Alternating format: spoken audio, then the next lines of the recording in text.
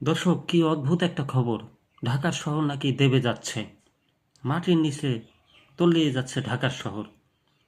সেরকম একটা খবর বিস্তারিত পড়ে আপনাদেরকে শোনাই।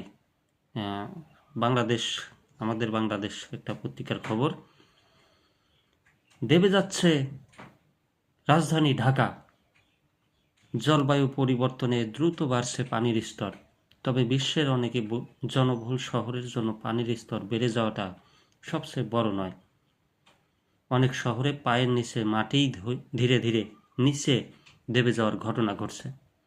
এই নীরব ধস কোটি মানুষের জীবন ও জীবিকাকে ঝুঁকির মুখে ফেলছে।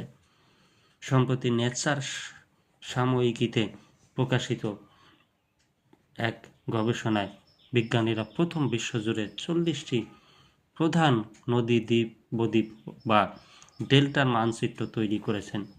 সেখানে দেখা গেছে সমুদ্রের পানি যে গতিতে বাড়ছে, মাটি দেবে যাওয়ার গতি তার চেয়েও বেশি।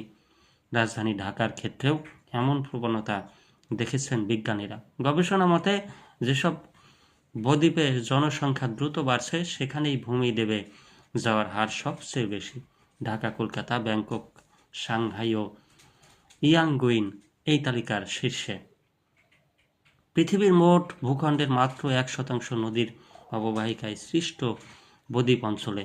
এখানে প্রায় 50 কোটি মানুষ বাস করে। বিশ্বের বড় 34টি শহরের 10টি এই নিচু বদ্বীপ অঞ্চলে অবস্থিত। এর মধ্যে গঙ্গা বদ্বীপে, কলকাতা ও ঢাকা, নীল নদে আলেকজান্দ্রিয়া, ইয়াংজিতে সাংহাই এবং মেকং বদ্বীপে হো চি মিন সিটি অন্যতম। দর্শক, এই যে ঢাকার শহর সহ আরও বিশ্বের বিভিন্ন জনবহুল সিটি বা শহর দেবে যাচ্ছে, এই বিষয়টি আপনি কিভাবে দেখছেন অবশ্যই কমেন্ট করে জানাবেন।